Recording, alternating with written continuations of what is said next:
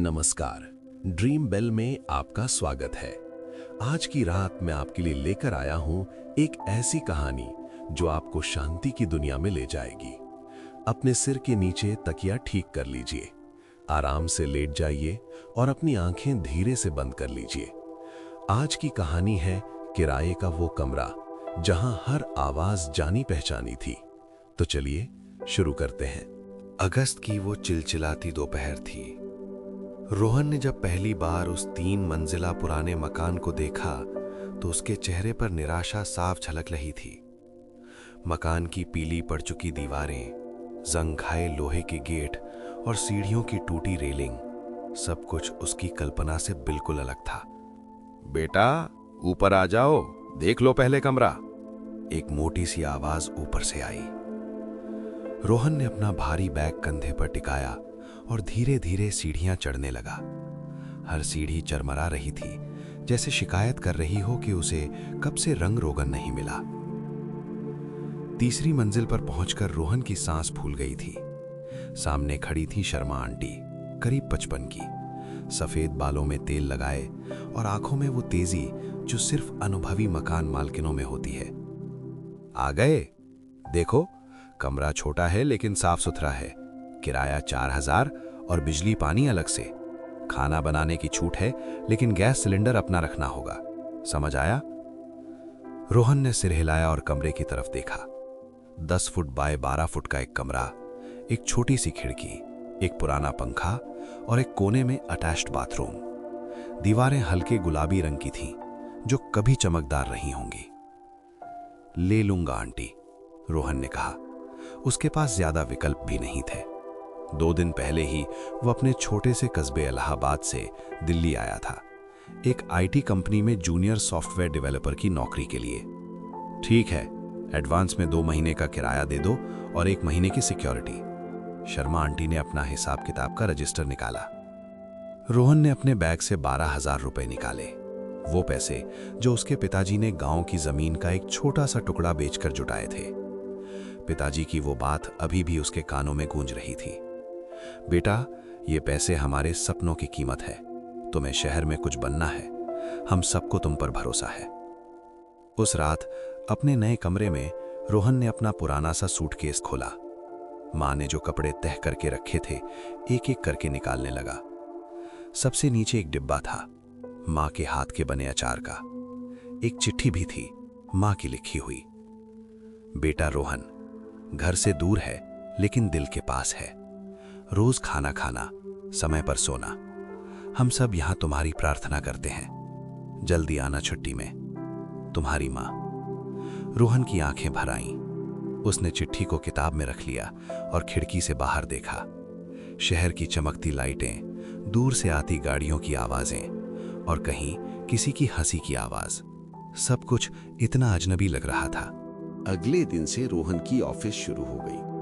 सुबह 7 बजे उठना, नहाना, जल्दी जल्दी नाश्ता बनाना, मैगी ही बन पाती थी ज्यादातर, और फिर भागते हुए मेट्रो स्टेशन तक पहुंचना। ऑफिस साउथ दिल्ली में था और उसका कमरा नॉर्थ में। रोज का 1.5 घंटे का सफर। शाम को जब वो थका हारा वापस आता तो सीढ़ियां चढ़ते हुए अलग अलग आवाजें सुनाई देती। दूसरी मंजिल पर वर्मा अंकल रोज शाम को न्यूज चैनल देखते थे, जोर जोर से। अरे ये नेता लोग तो देश को बर्बाद किए दे रहे हैं। उनकी आवाज पूरे मकान में गूंजती थी। पहली मंजिल पर गुप्ता आंटी रहती थी, एक विधवा महिला जो अपने 2 बच्चों के साथ रहती थी। उनका बेटा राज 10वीं में था और बेटी प्रिया 8वीं में।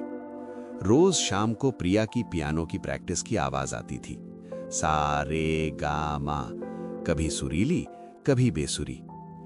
ग्राउंड फ्लोर पर शर्मा आंटी खुद रहती थी, अपने पति शर्मा अंकल के साथ। Sharma uncle retired bank manager थे और दिन भर गार्डन में फूलों की देखभाल करते रहते थे। रोहन के कमरे के ठीक बगल वाले कमरे में एक और किराएदार रहता था, अमित। वो भी रोहन की उम्र का ही था और किसी सीए फर्म में काम करता था। लेकिन दोनों में कभी ज्यादा बात नहीं हुई, बस सुबह शाम की हाय हेलो। पहले हफ्ते रोहन ने अपने कमरे को सजाने की कोशिश की। दीवार पर एक कैलेंडर लगाया जिस पर भगवान गणेश की तस्वीर थी। किताबों के लिए एक छोटी सी अलमारी किराए पर ली और खिड़की पर एक छोटा सा पौधा रख लिया, तुलसी का। लेकिन फिर भी हर रात सोते वक्त वो छत को ताकता रहता और सोचता, ये कमरा कभी अपना लगेगा भी या नहीं। एक रविवार की सुबह थी। रोहन देर से उठा, करीब 9 बजे। उसने सोचा आज आराम से कुछ अच्छा बनाएगा खाने को। वो नीचे बाजार गया सब्जी लेने। जब वापस आया तो सीढ़ियों पर गुप्ता आंटी मिल गई। अरे बेटा, अकेले रहते हो ना, रोज खाना बनाते हो? जी आंटी, कोशिश करता हूं पर बस दाल चावल सब्जी यही बन पाता है, रोहन ने शर्माते हुए कहा। अच्छा सुनो, आज का खाना मेरे यहाँ खा लो। रविवार है, मैंने पूरी आलू बनाए हैं। अकेले लड़के को देखती हूं तो अपने बेटे की याद आ जाती है। गुप्ता आंटी की आंखों में ममता झलक रही थी। उस दिन रोहन ने पहली बार दिल्ली आने के बाद घर जैसा खाना खाया। गुप्ता आंटी के घर में बैठकर उनके बच्चों के साथ उसे अपना घर याद आ गया। प्रिया ने अपनी स्कूल की कहानियां सुनाई, राज ने क्रिकेट के बारे में बात की और गुप्ता आंटी ने ढेर सारा खाना परोसा। आंटी, बहुत स्वादिष्ट था, थैंक यू, जाते वक्त रोहन ने कहा। अरे थैंक यू किस बात का बेटा, कभी कभी आ जाया करो। और हाँ, अगर कभी कोई परेशानी हो ना तो बेझिझक बताना। उसके बाद से धीरे धीरे रोहन का उस मकान से रिश्ता बनने लगा। वर्मा अंकल से कभी कभी सीढ़ियों पर मुलाकात होती तो देश दुनिया की बातें होती। शर्मा अंकल कभी कभी गार्डन से ताजे फूल तोड़कर देते, बेटा कमरे में रख लेना, खुशबू आएगी। एक दिन रोहन के कमरे का पंखा खराब हो गया। वो परेशान था कि अब क्या करे। शर्मा आंटी को बताया तो उन्होंने तुरंत इलेक्ट्रीशियन बुलवाया। बेटा, यहाँ रहते हो तो अपने घर की तरह समझो, कोई दिक्कत हो तो बताना। धीरे धीरे रोहन को महसूस होने लगा कि ये सिर्फ एक किराए का कमरा नहीं है, बल्कि एक छोटा सा परिवार बनता जा रहा है। अक्टूबर आ गया था। दिल्ली की गर्मी कम होने लगी थी और शाम की हल्की ठंडक सुहानी लगने लगी थी।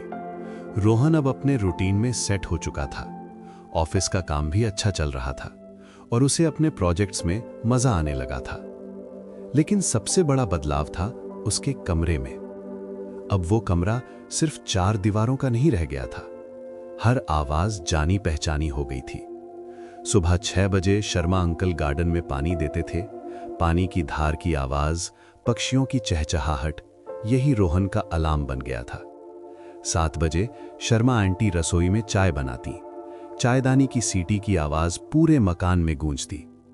अंकल जी, चाय तैयार है, उनकी जोर की आवाज। 7:15 पर गुप्ता आंटी अपने बच्चों को स्कूल के लिए तैयार करती। राज, जल्दी करो, बस आने वाली है। प्रिया, टिफिन ले लिया? 8 बजे वर्मा अंकल मॉर्निंग वॉक से वापस आते। अरे शर्मा जी, आज पार्क में मिश्रा जी से मुलाकात हुई थी, उनकी गपशप की आवाजें। 9 बजे सब शांत हो जाता। बच्चे स्कूल, बड़े अपने अपने कामों में। रोहन भी ऑफिस के लिए निकल जाता। शाम 6 बजे से फिर मकान में जान आ जाती। बच्चों की आवाजें, टीवी की आवाज, खाना बनाने की आवाजें, बर्तनों की खनक, सब कुछ एक सिम्फनी की तरह बजता। रोहन को अब इन आवाजों की आदत हो गई थी, बल्कि अब तो यही आवाजें उसे घर का एहसास दिलाती। एक शाम रोहन कमरे में बैठा अपने लैपटॉप पर काम कर रहा था। अचानक दरवाजे पर दस्तक हुई। भैया, दरवाजा खोलो ना, प्रिया की आवाज थी। रोहन ने दरवाजा खोला। प्रिया और राज दोनों खड़े थे, हाथों में किताबें लिए। भैया, आप कंप्यूटर में काम करते हो ना? हमें एक प्रोजेक्ट बनाना है स्कूल के लिए, थोड़ी मदद कर दोगे? प्रिया ने मासूमियत से पूछा। हाँ हाँ, आओ अंदर, रोहन मुस्कुराया। उस शाम रोहन ने बच्चों को कंप्यूटर पर प्रेजेंटेशन बनाना सिखाया। राज ने क्रिकेट के बारे में प्रोजेक्ट बनाया और प्रिया ने संगीत के बारे में। दोनों बच्चे बहुत खुश थे। भैया, आप तो बहुत अच्छे हो, मम्मी ठीक कहती हैं, प्रिया ने कहा। मम्मी क्या कहती हैं? रोहन ने पूछा। वो कहती हैं कि ऊपर वाले भैया बहुत अच्छे हैं, हमारे भाई की तरह हैं, राज ने मुस्कुराते हुए कहा। रोहन का दिल भर आया। उसे अपनी छोटी बहन रिया की याद आ गई, जो घर पर इसी तरह उससे सवाल पूछती रहती थी। नवंबर में दिवाली आने वाली थी। पूरे मकान में सफाई का दौर शुरू हुआ। शर्मा आंटी ने पेंटर बुलवाए, सीढ़ियों की रंगाई हुई, दीवारों पर नए रंग चढ़े। रोहन ने भी अपने कमरे की अच्छे से सफाई की, पुराने कपड़े धोए, किताबें व्यवस्थित की और खिड़की पर रंगीन पर्दे लगा लिए। बाजार से 50 रुपए में खरीदे थे। दिवाली से 1 हफ्ते पहले शर्मा आंटी ने सबको बुलाया। सुनो जी, इस बार दिवाली सब मिलकर मनाएंगे। मैं खाना बना रही हूं, तुम सब लोग भी कुछ ना कुछ बनाना। रोहन ने सोचा क्या बनाए, उसे खाना बनाना तो आता नहीं था ढंग से। उसने अपनी माँ को फोन किया, मम्मी दिवाली पर सबके लिए कुछ बनाना है, क्या बनाऊं? बेटा तू बेसन के लड्डू बना देना, वो आसान है और सबको पसंद भी आते हैं। मैं बता देती हूं कैसे बनाने हैं। अगले रविवार को रोहन ने पहली बार लड्डू बनाने की कोशिश की। पहले 2-3 तो बिखर गए, फिर धीरे धीरे उसे समझ आया। गुप्ता आंटी नीचे से आ गईं जब उन्हें घी की खुशबू आई। अरे बेटा तुम लड्डू बना रहे हो, वाह, लेकिन बेसन को थोड़ा और भून लेना वरना कच्चा लगेगा। आंटी आकर रोहन की मदद की। दोनों ने मिलकर ढेर सारे लड्डू बनाए।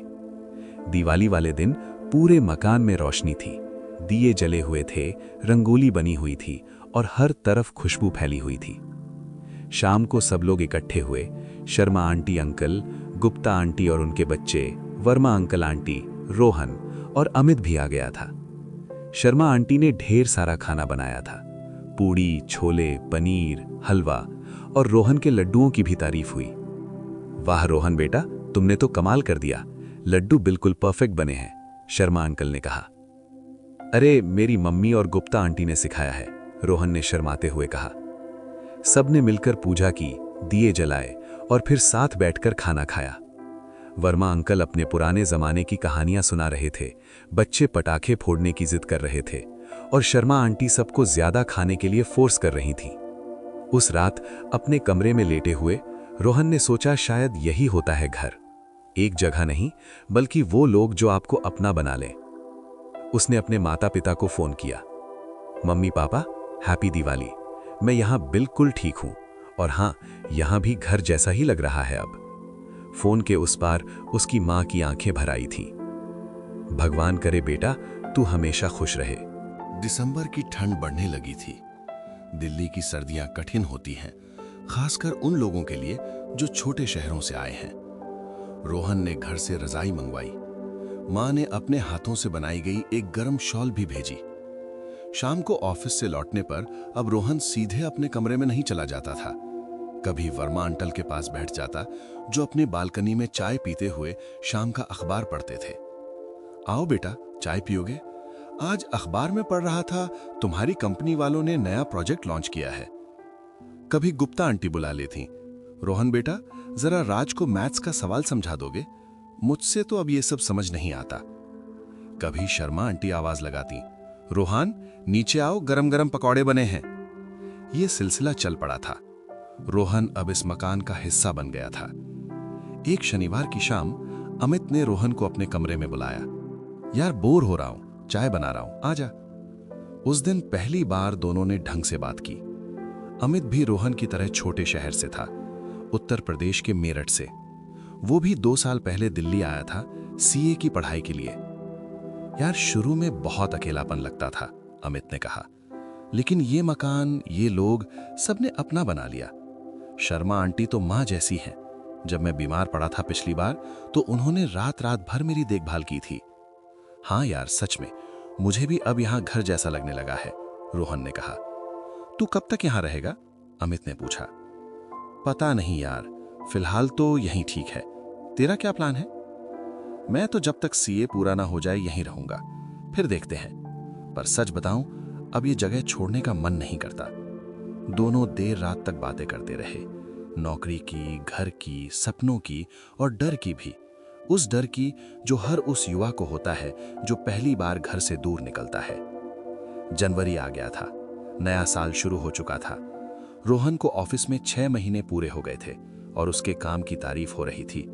उसके मैनेजर ने कहा था, रोहन तुम्हारा काम अच्छा चल रहा है, अगर यही रफ्तार रही तो जल्द ही प्रमोशन मिल सकता है। घर फोन किया तो पिताजी बहुत खुश हुए। बेटा तुमने हमारा नाम रोशन कर दिया। गांव में सबको बता रहा हूं कि मेरा बेटा दिल्ली में अच्छा काम कर रहा है। रोहन की जिंदगी अब एक रूटीन में ढल गई थी, लेकिन वो रूटीन उबाऊ नहीं था। हर दिन कुछ नया होता था। एक दिन रोहन ऑफिस से जल्दी निकल गया। बारिश हो रही थी, जनवरी की बेमौसम बारिश। जब वो मकान पहुंचा तो देखा कि गुप्ता आंटी परेशान खड़ी थी। छत पर कपड़े सूख रहे थे और बारिश में भीग रहे थे। आंटी, मैं ले आता हूं। रोहन भागकर ऊपर गया और सारे कपड़े उतार लाया। थैंक यू बेटा, तुम नहीं होते तो सारे कपड़े खराब हो जाते। गुप्ता आंटी ने राहत की सांस ली। ऐसी छोटी छोटी बातें थीं जो इस मकान को खास बनाती थीं। कोई किसी की मदद के लिए तैयार रहता, कोई बीमार पड़े तो सब पूछने आ जाते, किसी के घर कोई आए तो सब मिलने चले जाते। प्रिया का जन्मदिन आया। गुप्ता आंटी ने केक बनाया और सबको बुलाया। रोहन ने प्रिया को एक किताब गिफ्ट की, हैरी पॉटर। प्रिया बहुत खुश हुई। भैया, आपको कैसे पता कि मुझे यही चाहिए थी? प्रिया ने पूछा। अरे, तुमने पिछली बार बताया था ना कि तुम्हें फैंटेसी कहानियां पसंद हैं, तो सोचा ये अच्छी रहेगी, रोहन ने मुस्कुराते हुए कहा। उस दिन रोहन को एहसास हुआ कि प्रिया और राज अब सिर्फ नीचे वाली आंटी के बच्चे नहीं रह गए थे, बल्कि उसके अपने छोटे भाई बहन बन गए थे।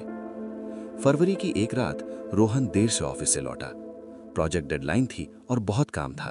वो थका हारा था, लेकिन संतुष्ट भी। काम अच्छा हुआ था। सीढ़ियां चढ़ते हुए उसे हर मंजिल से आवाजें आईं, वही जानी पहचानी आवाजें।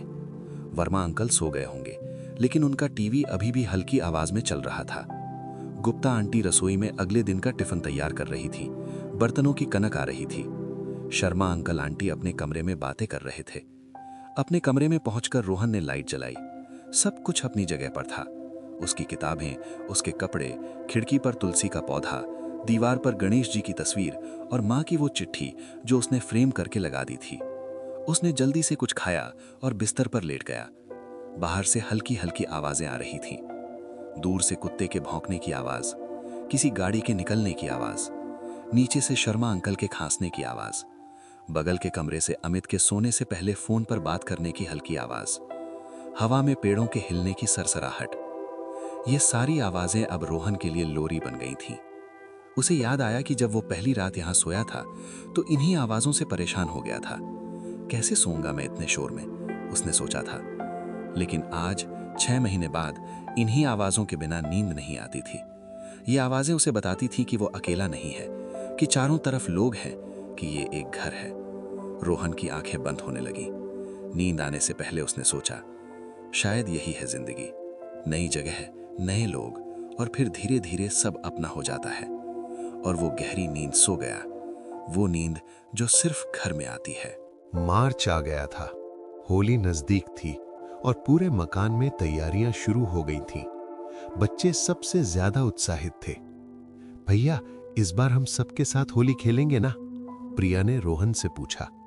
बिल्कुल, मैं तो पहली बार दिल्ली में होली खेलूंगा, रोहन ने कहा। होली से एक दिन पहले शर्मा आंटी ने सबको होलिका दहन के लिए बुलाया। मकान के सामने वाली गली में छोटी सी होलिका बनाई गई थी। सब लोग इकट्ठे हुए, पूरे मोहल्ले के लोग। रोहन ने अपने घर फोन किया। मम्मी, कल होली है, तुम सबकी बहुत याद आ रही है।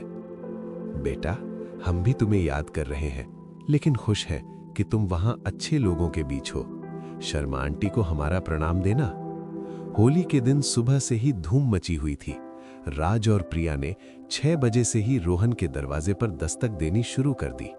भैया उठो, होली खेलनी है। रोहन हंसते हुए उठा। उसने पुराने कपड़े पहने और नीचे आ गया। पूरा मकान रंगों से भरा हुआ था। वर्मा अंकल पहले से ही रंग में रंगे हुए थे। शर्मा अंकल बच्चों को भगा रहे थे और अमित तो लाल हरा हो चुका था। आ गए रोहन बेटा, लो पहला रंग हम लगाते हैं। शर्मा आंटी ने आकर रोहन के माथे पर गुलाल लगाया। फिर शुरू हुआ रंगों का खेल। पिचकारियां, बाल्टियां, रंग, पानी, सब कुछ। बच्चे भाग रहे थे, बड़े पीछा कर रहे थे। गुप्ता आंटी ने ठंडाई बनाई थी, शर्मा आंटी ने गुझिया। दोपहर तक सब रंगों में सने हुए थे। फिर सबने नहाया धोया और एक साथ बैठकर खाना खाया। ये सबसे अच्छी होली थी, रोहन ने कहा। अभी और होलियां आएंगी बेटा, अगले साल और भी मजा आएगा, शर्मा अंकल ने कहा। उस शाम रोहन ने अपने माता पिता को वीडियो कॉल की और सारी तस्वीरें दिखाईं। देखो मम्मी, कितना मजा आया, अगली बार तुम लोग भी आना यहाँ। माँ की आंखों में खुशी के आंसू थे। बेटा, तुम्हें खुश देखकर हमारा दिल भर आया। भगवान करे तुम हमेशा ऐसे ही खुश रहो। अप्रैल आते आते दिल्ली में गर्मी बढ़ने लगी थी। दोपहर में तो बाहर निकलना मुश्किल हो जाता था। रोहन का ऑफिस एसी में होता था, लेकिन कमरे में गर्मी बहुत लगती थी। शर्मा आंटी ने सबके लिए छत पर एक कूलर लगवा दिया। गर्मी में सब परेशान हो जाते हैं, ये कूलर सबके काम आएगा। एक दिन रोहन ऑफिस में बैठा अपने प्रोजेक्ट पर काम कर रहा था। अचानक उसके मैनेजर ने उसे अपने केबिन में बुलाया। रोहन, तुम्हारे काम से हम बहुत खुश हैं। कंपनी ने तुम्हें प्रमोशन देने का फैसला किया है। अब तुम सीनियर डेवलपर होगे और सैलरी भी बढ़ेगी, 18,000 से 30,000। रोहन को विश्वास नहीं हो रहा था। सिर्फ 8 महीने में प्रमोशन। उसने तुरंत घर फोन किया। पापा, मुझे प्रमोशन मिल गया। पिताजी की खुशी का ठिकाना नहीं रहा। बेटा, मैं जानता था कि तुम कामयाब होगे। तुमने हमारा सिर गर्व से ऊंचा कर दिया। शाम को मकान में आकर रोहन ने सबको ये खुशखबरी सुनाई। सब बहुत खुश हुए। बधाई हो बेटा, मिठाई का इंतजाम करो, शर्मा आंटी ने हंसते हुए कहा। बिल्कुल आंटी, कल मैं सबके लिए मिठाई लाऊंगा। अगले दिन रोहन अच्छी मिठाई लेकर आया। सबने मिलकर उसकी कामयाबी का जश्न मनाया। वर्मा अंकल ने कहा, बेटा ये तो शुरुआत है, तुम और भी बड़ी मंजिलें पार करोगे। लेकिन उस खुशी के साथ एक सवाल भी आया। अमित ने पूछा, यार अब तू यहाँ रहेगा कि कोई अच्छी जगह ढूंढेगा? मतलब अब तेरी सैलरी अच्छी हो गई है तो तू कोई बढ़िया फ्लैट ले सकता है, ऑफिस के पास, सफर का समय भी बच जाएगा। लेकिन ये जगह छोड़कर अगले कुछ हफ्तों ने रोहन ने कुछ फ्लैट देखे। ऑफिस के पास एक अच्छा सा फ्लैट मिला, 2 कमरों का, नया बिल्डिंग, लिफ्ट, 24 घंटे पानी, पार्किंग। किराया 12,000 था, लेकिन अब वो अफोर्ड कर सकता था। ये अच्छा है सर, आप ले सकते हैं। यहाँ बहुत प्रोफेशनल्स रहते हैं, क्वाइट एरिया है, प्रॉपर्टी डीलर ने कहा। रोहन ने फ्लैट देखा। सब कुछ अच्छा था, साफ सुथरा, नया, स्पेशियस, लेकिन उसे कुछ खाली खाली सा लग रहा था। मैं सोचकर बताता हूँ, उसने डीलर से कहा। घर आकर रोहन परेशान था, क्या करे, नया फ्लैट लेना चाहिए या यहीं रहना चाहिए। उसने अपनी माँ को फोन किया। मम्मी, मुझे एक अच्छा फ्लैट मिल रहा है, क्या मुझे ले लेना चाहिए? माँ ने कुछ देर सोचा। बेटा, ये फैसला तो तुम्हें ही करना है, लेकिन एक बात बताओ, तुम जहां अभी हो वहां खुश हो? हाँ मम्मी, बहुत खुश हूं। तो फिर क्यों जाना चाहते हो?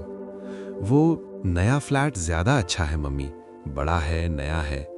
बेटा, घर बड़ा होने से नहीं बनता, घर वहां बनता है जहां दिल को सुकून मिले। तुम जो भी फैसला लो, सोच समझ कर लेना। माँ की बात रोहन के दिल में उतर गई। उस रात उसे नींद नहीं आई, वो सोचता रहा। अगले दिन रविवार था, रोहन घर पर ही था। सुबह शर्मा अंकल की वही आवाज गार्डन में पानी देते हुए, फिर शर्मा आंटी की चाय की सीटी, फिर गुप्ता आंटी के बच्चों की आवाजें। दोपहर में प्रिया ऊपर आई। भैया, आज आइसक्रीम चलोगे? राज कह रहा था कि आप साथ चलो तो मजा आएगा। रोहन मुस्कुराया, चलो। तीनों साथ में बाजार गए, आइसक्रीम खाई, थोड़ी खरीदारी की और हंसते मजाक करते हुए वापस आए। भैया, आप कहीं जा तो नहीं रहे? प्रिया ने अचानक पूछा।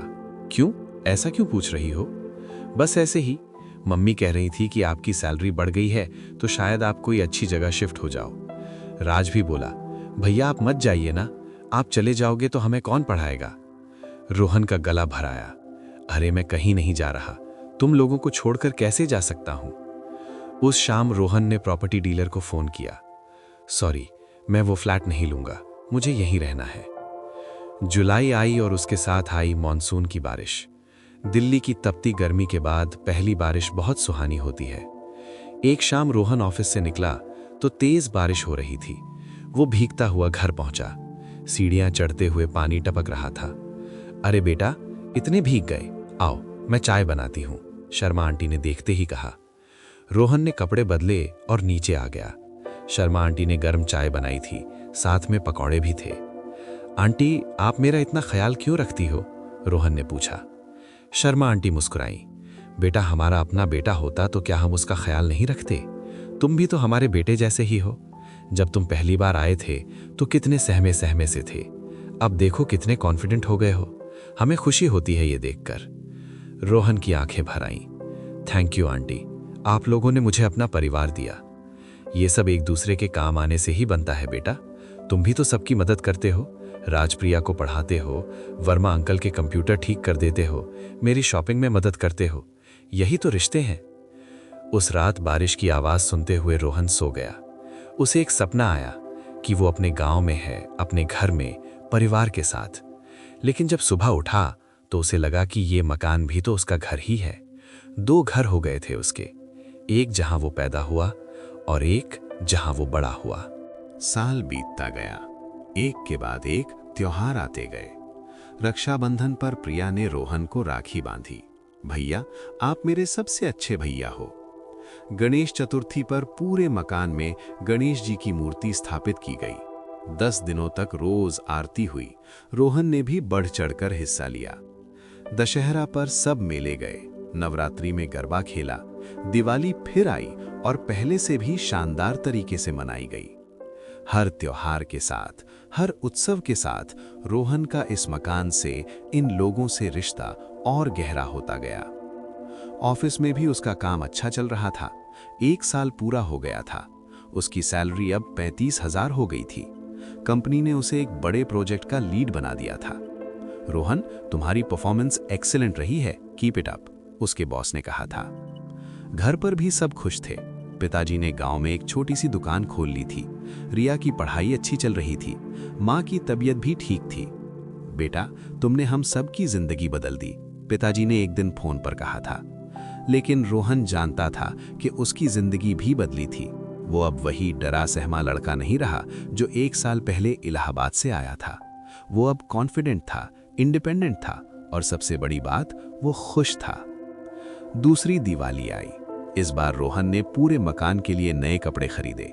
शर्मा आंटी अंकल के लिए, गुप्ता आंटी के लिए, राजप्रिया के लिए, वर्मा अंकल आंटी के लिए और अमित के लिए भी। अरे बेटा, इतना खर्च क्यों किया? शर्मा आंटी ने कहा। आंटी, आप लोगों ने मुझे इतना कुछ दिया है, ये तो कुछ भी नहीं है, रोहन ने कहा।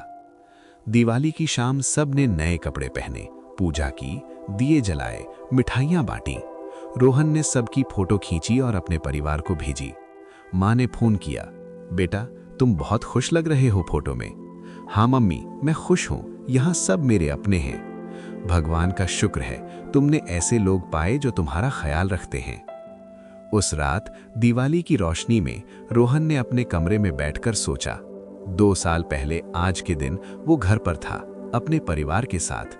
आज वो यहाँ है, अपने दूसरे परिवार के साथ। दोनों जगहें अलग हैं, लेकिन दोनों जगहें घर हैं। दिसंबर आ गया था।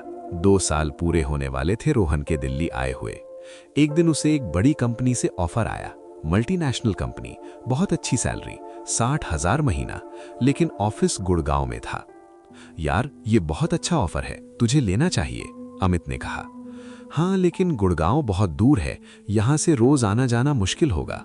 तो वहां शिफ्ट हो जा, किराए पर कुछ ले लेना। फिर वही सवाल, शिफ्ट होना? रोहन ने कुछ दिन सोचा। ये ऑफर सच में बहुत अच्छा था, उसके करियर के लिए बेहतरीन, लेकिन इसका मतलब था इस मकान को छोड़ना, इन लोगों को छोड़ना। एक शाम वो छत पर खड़ा था। नीचे से आवाजें आ रही थीं, प्रिया की पियानो की प्रैक्टिस, वर्मा अंकल का न्यूज़ देखना, शर्मा आंटी का खाना बनाना। वही आवाजें जो पिछले 2 सालों से उसकी जिंदगी का हिस्सा बन गई थीं। बेटा, क्या सोच रहे हो? शर्मा अंकल आ गए थे। अंकल, मुझे एक अच्छा जॉब ऑफर मिला है, लेकिन उसके लिए गुड़गांव शिफ्ट होना पड़ेगा। शर्मा अंकल ने रोहन के कंधे पर हाथ रखा। बेटा, तुम्हें जो अच्छा लगे वही करो, लेकिन याद रखना, घर हमेशा घर ही रहता है। तुम कहीं भी चले जाओ, ये तुम्हारा घर है और हम तुम्हारे अपने हैं। अंकल, मैं सोच रहा था अगर मैं गुड़गांव से रोज आ जा सकूं तो, मतलब थोड़ा सफर ज्यादा होगा, लेकिन यहां रह सकूंगा।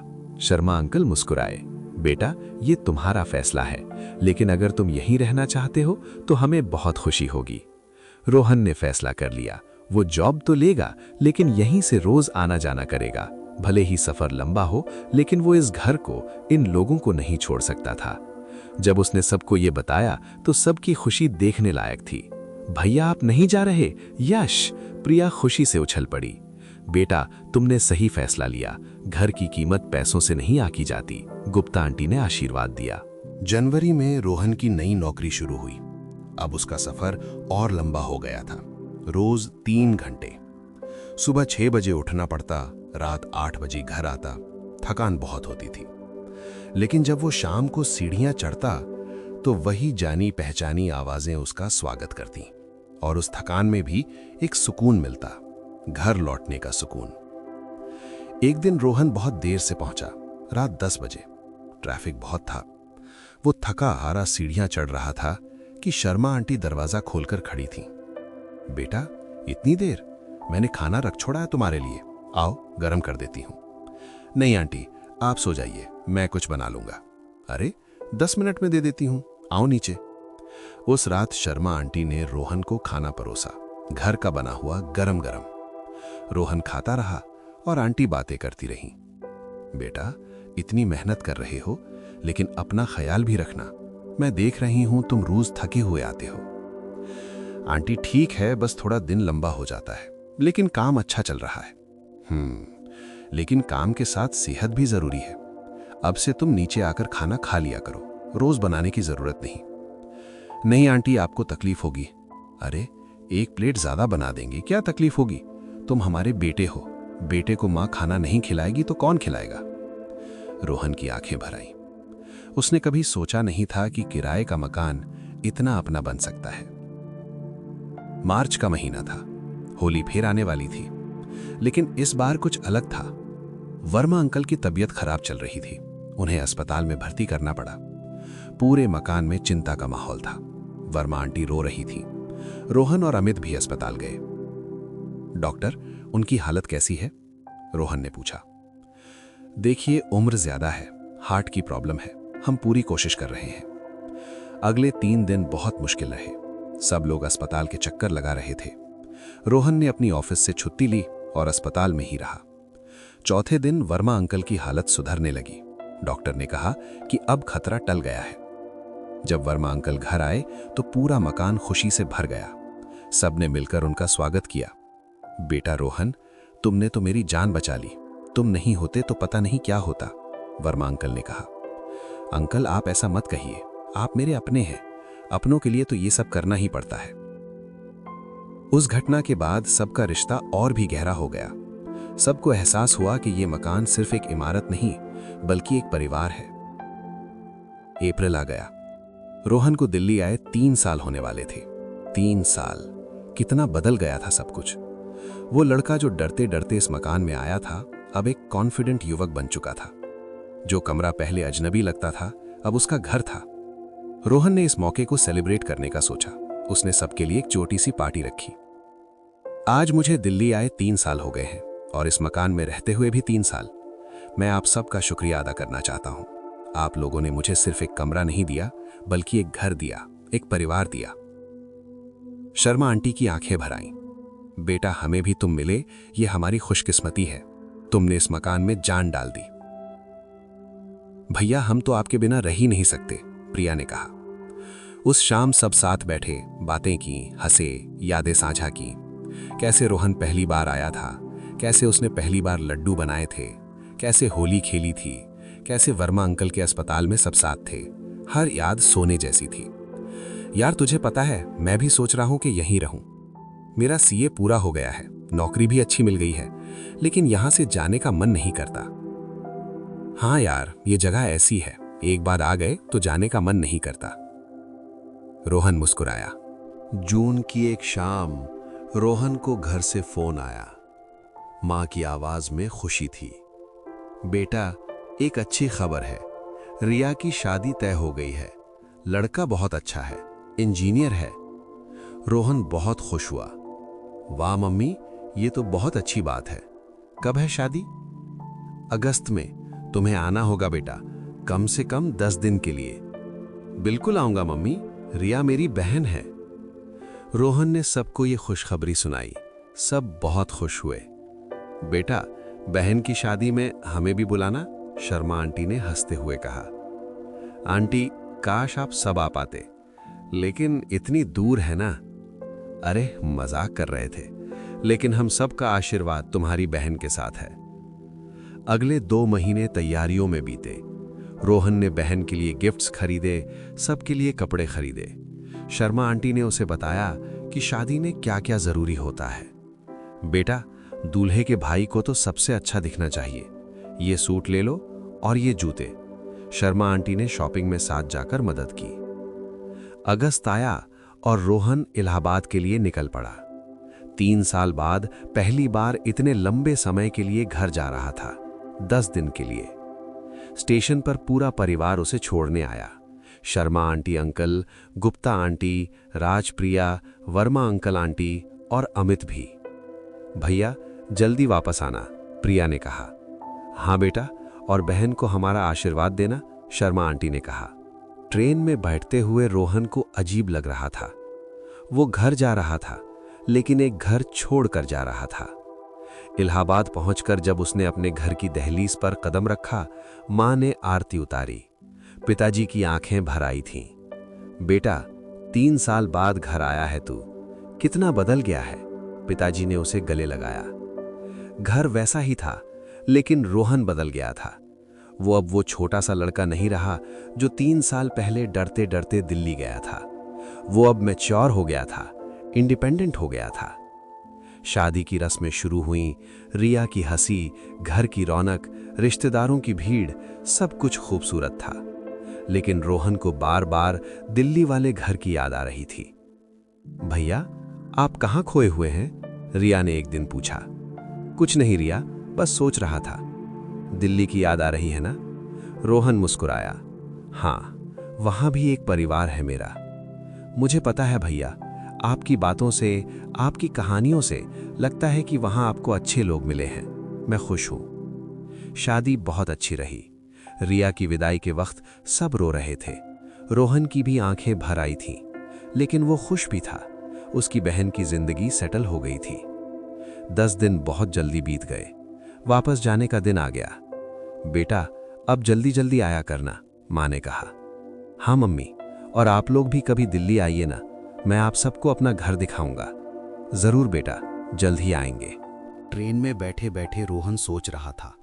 2 घर थे उसके, एक जहां उसका खून था और एक जहां उसका दिल था। दोनों जगहें अलग थीं, लेकिन दोनों जगहें घर थीं। जब दिल्ली पहुंचा तो अमित स्टेशन पर इंतजार कर रहा था। यार, कैसी रही शादी? बहुत अच्छी, लेकिन सच बताऊं, मैं यहां वापस आने के लिए बेताब था। दोनों हंस पड़े। मकान पहुंचे तो रात के 9 बज रहे थे, लेकिन सब लोग जाग रहे थे। जैसे ही रोहन सीढ़ियां चढ़ा, प्रिया दौड़ती हुई आई। भैया आ गए। फिर एक एक करके सब आए, शर्मा आंटी, गुप्ता आंटी, सब। आओ बेटा, कैसी रही शादी? थक गए होगे, खाना खा लो, शर्मा आंटी ने कहा। आंटी, बस अभी फ्रेश हो लेता हूं। अपने कमरे में पहुंचकर रोहन ने लाइट जलाई।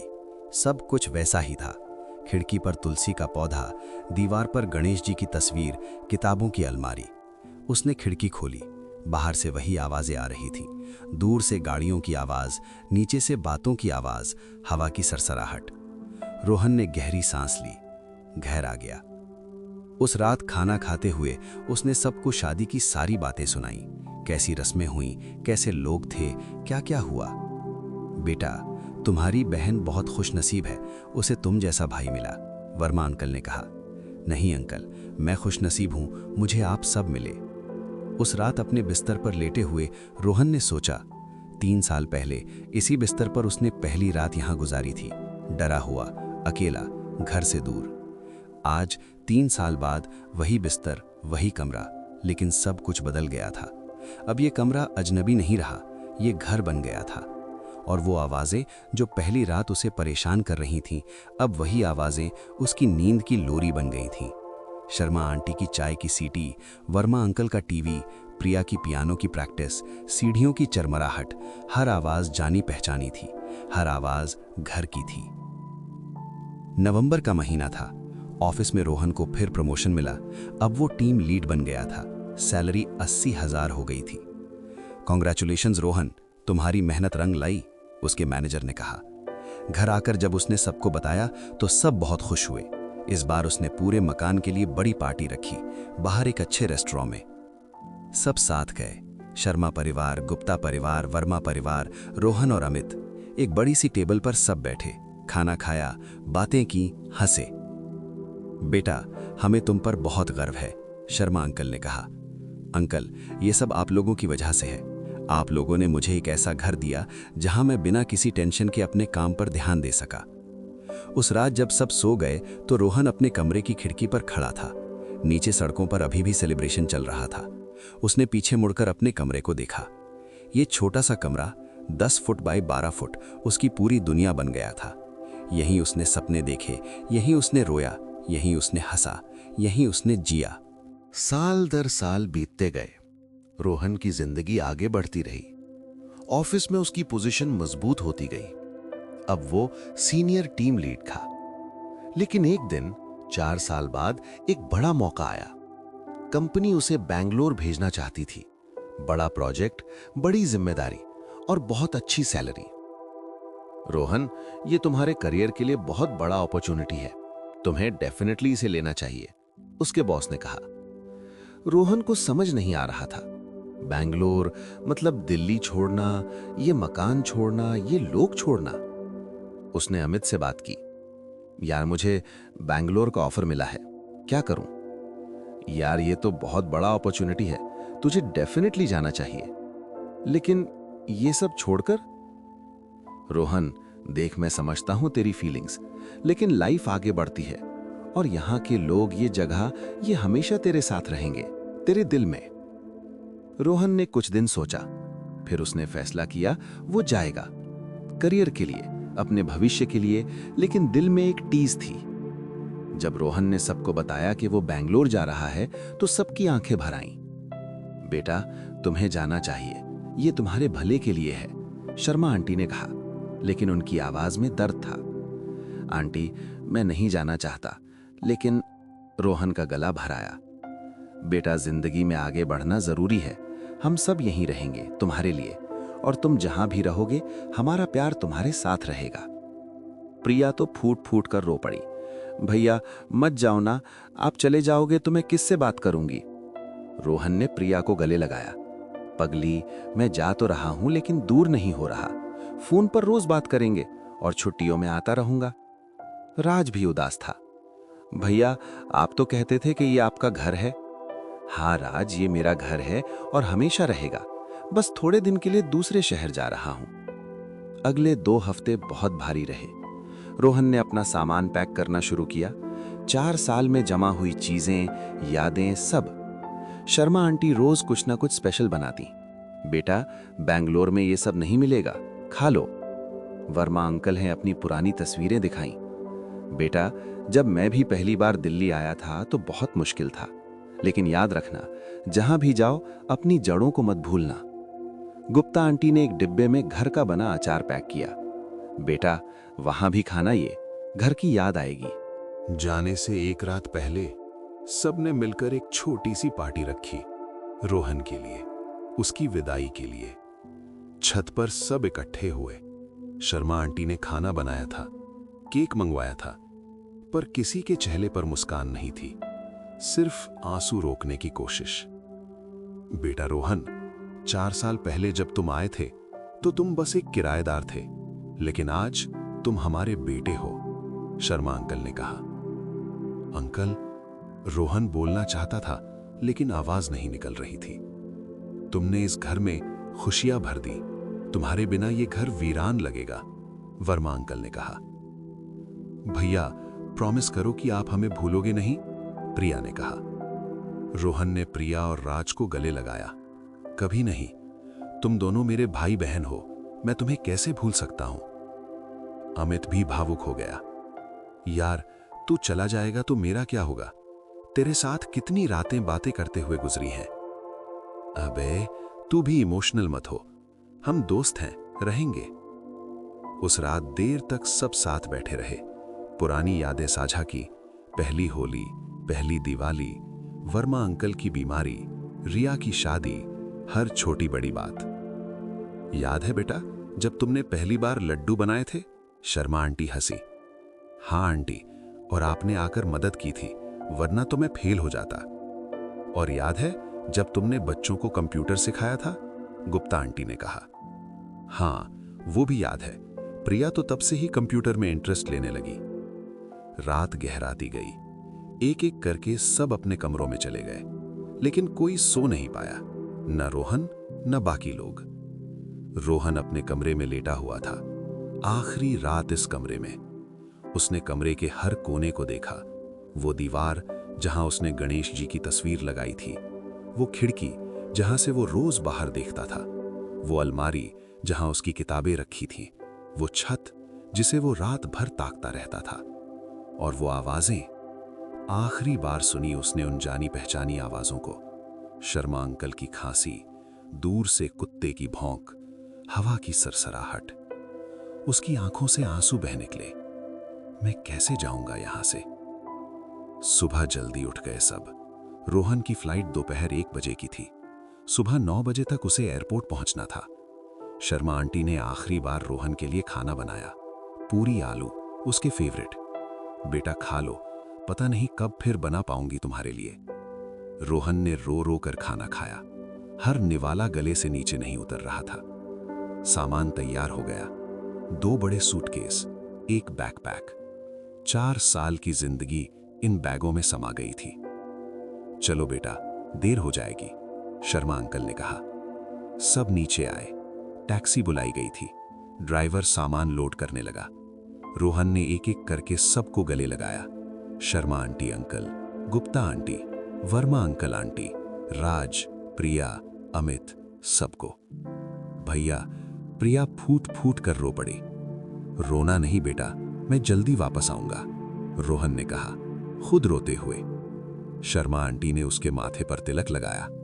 बेटा, भगवान तुम्हारी रक्षा करे, जहां भी जाओ खुश रहना। आंटी, मैं आप सबको कभी नहीं भूलूंगा।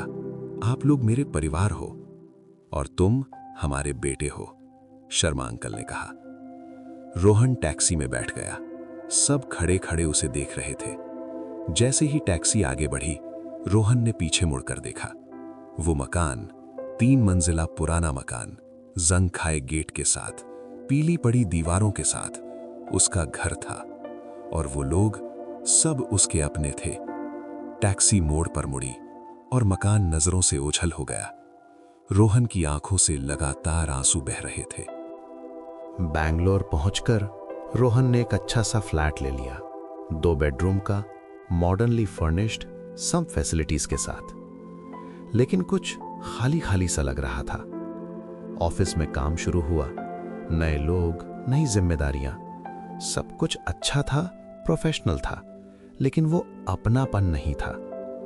रात को जब फ्लैट में लौटता तो सन्नाटा होता। कोई आवाज नहीं, कोई बातचीत नहीं, कोई शोर नहीं, बस खामोशी। रोहन को नींद नहीं आती थी। वो तड़पता रहता उन आवाजों के लिए, उन लोगों के लिए। उसने शर्मा आंटी को फोन किया। आंटी, मैं ठीक हूं, काम अच्छा चल रहा है। बेटा, तुम्हारी आवाज से लग नहीं रहा कि तुम ठीक हो। क्या हुआ? कुछ नहीं आंटी, बस यहां बहुत अलग है, नींद नहीं आती। बेटा, समय लगता है नई जगह को अपनाने में, धीरे धीरे सब ठीक हो जाएगा। लेकिन हफ्ते बीतते गए, महीना बीत गया, लेकिन रोहन को वो सुकून नहीं मिला। काम अच्छा था, सैलरी अच्छी थी, फ्लैट अच्छा था, लेकिन नींद नहीं आती थी। हर रात वो अपने बिस्तर पर लेटा रहता, आंखें खुली रखकर उन आवाजों को सुनने की कोशिश करता जो अब नहीं थी। शर्मा आंटी की चाय की सीटी नहीं थी, प्रिया की पियानो की प्रैक्टिस नहीं थी, वर्मा अंकल का टीवी नहीं था, सीढ़ियों की चरमराहट नहीं थी, बस खामोशी थी। वो खामोशी जो कानों में गूंजती थी, दिल को चीरती थी। 3 महीने हो गए थे बैंगलोर आए हुए। रोहन की हालत खराब हो रही थी, नींद नहीं आती थी, खाना अच्छा नहीं लगता था, काम में मन नहीं लगता था। एक रात बहुत देर तक जागते रहने के बाद उसने माँ को फोन किया। रात के 2 बज रहे थे। बेटा, इतनी रात को सब ठीक है? मम्मी, मुझे नींद नहीं आ रही। माँ को सब समझ आ गया। बेटा, क्या हुआ? और फिर रोहन ने सब बता दिया, कैसे उसे रात भर नींद नहीं आती, कैसे वो उन आवाजों को तरसता है, कैसे वो उस छोटे से कमरे को मिस करता है। मम्मी, यहाँ सब कुछ है, अच्छा फ्लैट, अच्छी नौकरी, अच्छी सैलरी, लेकिन वो सुकून नहीं है। मुझे समझ नहीं आ रहा क्या करूं। माँ ने गहरी सांस ली। बेटा, घर सुविधाओं से नहीं बनता। घर उस जगह को कहते हैं जहां तुम्हारा दिल सुकून पाए, जहां तुम्हें अपनापन महसूस हो। तो मैं क्या करूं मम्मी? बेटा, ये फैसला तो तुम्हें ही लेना है, लेकिन एक बात याद रखना, पैसे और पोजीशन अहम है, लेकिन अपने दिल की सुनना भी जरूरी है। तुम जहां खुश रहो वहां रहो। उस रात लंबी बातचीत हुई और रोहन ने एक फैसला लिया। अगले दिन रोहन ने अपने बॉस से मुलाकात की। सर, मुझे आपसे कुछ बात करनी है। हाँ रोहन, बोलो। सर, मैं दिल्ली वापस जाना चाहता हूं।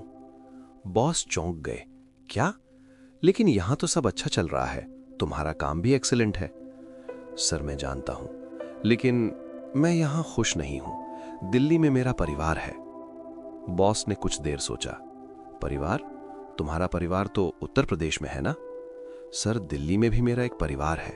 वो लोग जिन्होंने मुझे अपनाया, जिन्होंने मुझे घर दिया। बॉस समझ गए। उन्होंने मुस्कुराते हुए कहा, मैं समझता हूं रोहन। ठीक है, मैं देखता हूं क्या कर सकता हूं। एक हफ्ते बाद बात बनी। कंपनी ने रोहन को दिल्ली ऑफिस में ट्रांसफर कर दिया, सेम पोजीशन, सेम सैलरी के साथ। रोहन की खुशी का ठिकाना नहीं रहा। उसने तुरंत शर्मा आंटी को फोन किया। आंटी, मैं वापस आ रहा हूं। क्या? सच में बेटा? शर्मा आंटी की आवाज में खुशी और अविश्वास दोनों था। हाँ आंटी, कंपनी ने मुझे दिल्ली ट्रांसफर कर दिया है। मैं 2 हफ्ते में वापस आ रहा हूं। फोन के उस पार शर्मा आंटी रो पड़ी। बेटा, तुम सच में वापस आ रहे हो? भगवान का शुक्र है। आंटी, मेरा कमरा तो खाली है ना? बेटा, वो कमरा तो हमने किसी को दिया ही नहीं। हमें लगा कि तुम शायद कभी छुट्टियों में आओ तो। और सच बताऊं, हमारा दिल ही नहीं माना किसी और को वो कमरा देने का। रोहन की आंखें भर आईं। थैंक यू आंटी, मैं जल्द आ रहा हूं। 2 हफ्ते बाद एक शाम रोहन की टैक्सी उस मकान के सामने रुकी। वही 3 मंजिला पुराना मकान, वही जंग खाया गेट, वही पीली दीवारें। रोहन ने टैक्सी से उतरते ही गहरी सांस ली। घर आ गया। उसने गेट खोला। आवाज सुनकर शर्मा आंटी बाहर आईं। उन्हें देखते ही रोहन को देखा। बेटा, चीखते हुए शर्मा आंटी दौड़ी। फिर एक एक करके सब आ गए। Sharma uncle, Gupta aunty, Verma uncle, और फिर दौड़ती हुई आई प्रिया और राज। भैया, अब वापस आ गए? प्रिया ने रोहन को गले लगा लिया। अमित भी आ गया। यार, तू वापस आ गया। सब हंस रहे थे, रो रहे थे, खुश थे, जैसे घर का खोया हुआ बेटा वापस आ गया हो। रोहन ने अपना सामान उठाया और सीढ़ियां चढ़ने लगा। हर सीढ़ी चरमराई। वही पुरानी आवाज। उसे मुस्कुराहट आ गई। तीसरी मंजिल पर पहुंचा। अपने कमरे के सामने खड़ा हुआ। शर्मा आंटी ने दरवाजा खोला। कमरा बिल्कुल वैसा ही था, साफ सुथरा, जैसे उसने कल ही छोड़ा हो। खिड़की पर तुलसी का पौधा, दीवार पर गणेश जी की तस्वीर, सब कुछ अपनी जगह पर। रोहन ने अपना बैग रखा और खिड़की के पास गया। बाहर देखा। वही नजारा, वही शहर, वही जिंदगी। बेटा, फ्रेश हो जाओ, खाना तैयार करती हूं, शर्मा आंटी ने कहा। उस शाम सब ने मिलकर रोहन के स्वागत में पार्टी की।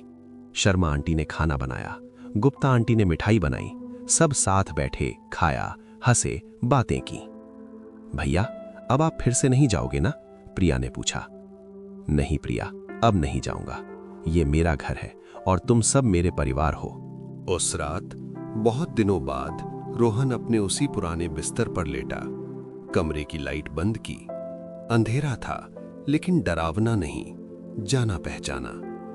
और फिर वो आवाजें शुरू हुईं, वही जानी पहचानी आवाजें। नीचे से शर्मा अंकल की हल्की खांसी, गुप्ता आंटी के बर्तन धोने की आवाज, दूर से किसी कुत्ते के भौंकने की आवाज, बगल के कमरे से अमित के सोने से पहले फोन पर बात करने की हल्की आवाज, हवा में पेड़ों के हिलने की सरसराहट, सीढ़ियों से किसी के चढ़ने की आवाज, दूर से गाड़ियों की आवाज। हर आवाज एक लोरी थी, हर आवाज घर की थी। रोहन ने आंखें बंद की, एक गहरी सांस ली और पहली बार 3 महीनों में उसे सुकून मिला।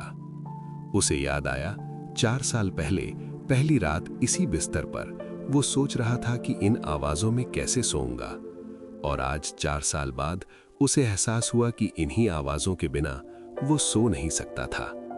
बेंगलोर में सब कुछ था, आराम, सुविधा, शांति, लेकिन वो आवाजें नहीं थीं, वो अपनापन नहीं था।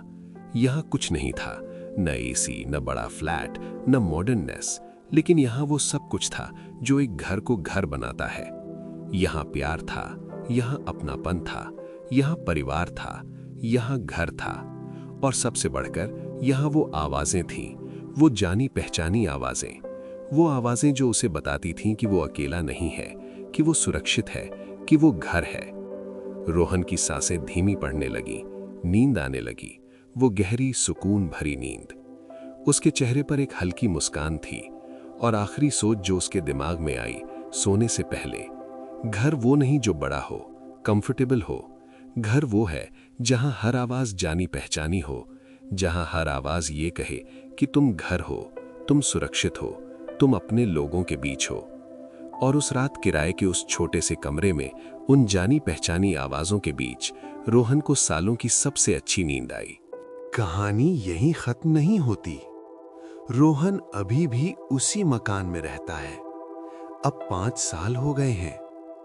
प्रिया अब कॉलेज में है, कंप्यूटर साइंस पढ़ रही है, रोहन की प्रेरणा से। राज 12वीं में है, क्रिकेट में अच्छा खेल रहा है। अमित की सीए पूरी हो गई है, उसे अच्छी नौकरी मिल गई है, लेकिन वो भी वहीं रहता है। शर्मा आंटी अंकल अब थोड़े बूढ़े हो गए हैं, लेकिन अभी भी वही प्यार से सबका ख्याल रखते हैं। वर्मा अंकल की तबीयत अब बेहतर है। गुप्ता आंटी अभी भी रोज रोहन को बुलाती हैं खाने के लिए। और रोहन, वो अब सीनियर मैनेजर है अपनी कंपनी में। अच्छी सैलरी है, रिस्पेक्ट है, लेकिन वो अभी भी उसी 10 फुट बाय 12 फुट के कमरे में रहता है। लोग पूछते हैं, तुम्हारी इतनी अच्छी सैलरी है, फिर भी तुम इस छोटे से कमरे में क्यों रहते हो? कोई बड़ा फ्लैट क्यों नहीं ले लेते? रोहन हमेशा मुस्कुराता है और कहता है, क्योंकि यहाँ हर आवाज जानी पहचानी है, यहाँ मुझे अच्छी नींद आती है। और सच में हर रात उन्हीं आवाजों के बीच रोहन को वो सुकून मिलता है जो किसी लग्जरी अपार्टमेंट में नहीं मिल सकता। अब आराम से लेट जाइए, अपनी आंखें बंद कर लीजिए और सो जाइए। गहरी, शांत, सुकून भरी नींद। शुभ रात्रि।